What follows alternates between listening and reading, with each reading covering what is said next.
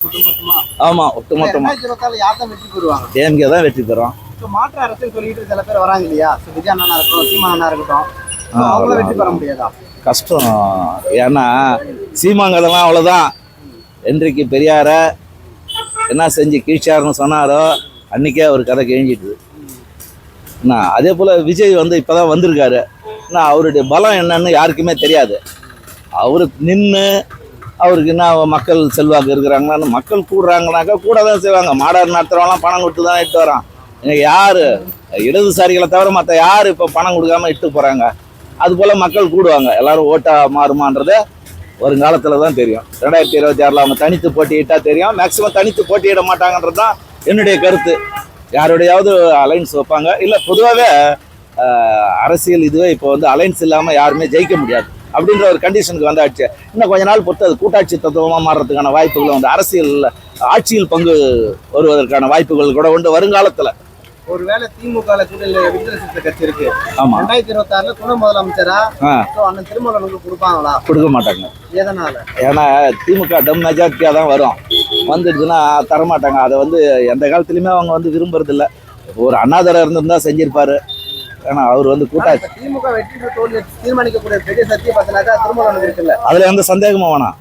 அவர் ஒரு சரியான vote bank அந்த கட்சி. யோசிக்கிறாங்க என்ன காரணம்? அது ரெகுலாரிட்டி ஆகிட போகுதுன்னு அவங்களுக்கு பயப்படுறாங்க ஒரு வகையில். அது இல்லாமல் ஒரு தலித் தலைவருக்கு அவ்வளோ சீக்கிரம் கொடுத்துட மாட்டாங்கன்றது என்னுடைய கருத்து. ஏன்னா சமூகத்தினுடைய ஒட்டுமொத்த பார்வையும் இன்றைய வரலாம் அந்த ஜாதிய கட்டமைப்புக்குள் தான் இருக்குது. மாறி வந்திருக்கிறதா நம்ம சொல்லலாம். மாறி வந்திருக்குதுன்னா வந்திருக்குது. ஆனால் அந்த அளவு பிராட்மைண்டாக இன்னும் வரணுன்றது தான் என்னுடைய விருப்பம். திருமாவளவனுக்கு இப்போ விஜய் கட்சி ஆரம்பிச்சார் இல்லையா, அவர் தருவார் இல்லையா துணை முதலமைச்சரா? இல்லை, அதுக்காக ஒரு கொள்கை நெறியாளர், கொள்கையை பிடிப்புள்ள ஒரு மனிதர் திருமாவளவன் தான். என்னை கேட்டால் நான் ஆணித்தரமாகவே சொல்லுவேன்.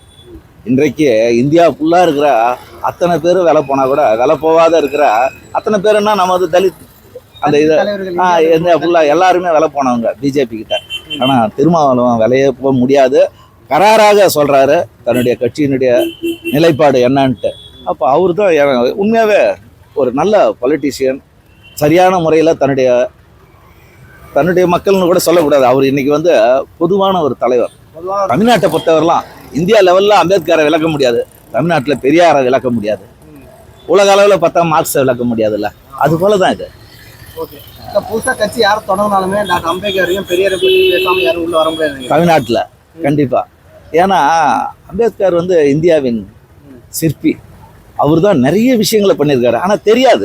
எல்லாரும் என்ன சொல்லுவாங்க, அவர் ஒரு தலித் தலைவர்னால நீ 8 மணி நேரம் வேலை செய்யறதுக்கு பாராளுமன்றத்தில் சட்டத்தை இது பண்ணது அவர் தான்.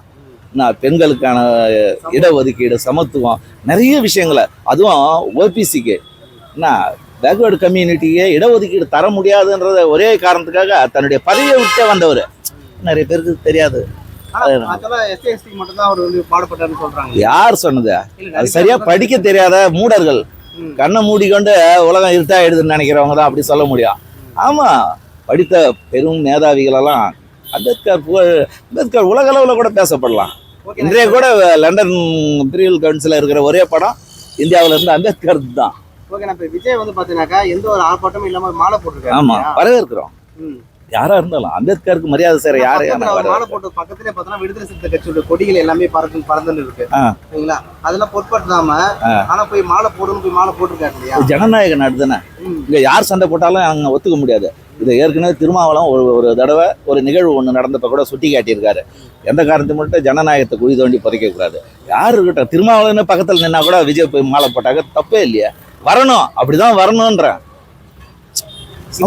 திருமாவளவன் மாலை போடும் போது அம்பேத்கர் ஜாதி தலைவரா தெரியல, ஆனா விஜய் அவர்கள் மாலை போடும் போது பொது தலைவரா தெரியறாரு இல்லையா? அம்பேத்கர் எப்பயுமே அவர் பொது தலைவர் தான்.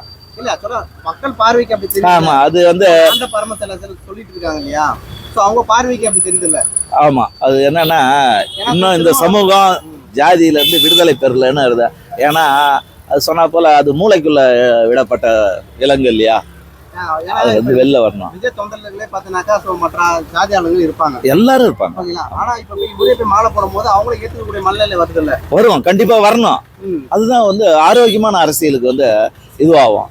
எனக்கு அம்பேத்கருக்கு மாலை போட்டதுனால விஜயை விட்டு யாரும் போயிட மாட்டாங்க. அவருடைய ரசிகர்களோ அவருடைய கட்சிக்காரங்களோ அவங்ககிட்ட தானே இருப்பாங்க. இப்போ விஜய் அது செய்யறதுனால சீக்கிரம் அம்பேத்கர் ஒரு சரியான இடத்துக்கு போய் சேருவாருன்றது தலைவரா எடுத்துக்கிறாங்களா அவங்க? யாரு இப்போ மக்கள் அனைவரும் டாக்டர் அம்பேத்கர் அவர்களை ஜாதி தலைவரா இல்லாம இப்போ மக்களுக்கு தலைவரா எடுத்துக்கிறாங்களா? கண்டிப்பா ஏத்துக்கிட்டு தான் தீரணும். நீ ஏத்துக்கலனாலும் அவர் தான் அந்த சமூக மேம்பாட்டுக்காக பாடுபட்டவர். அதனால அவர் ஏத்துக்கிட்டு தானே ஆகணும்.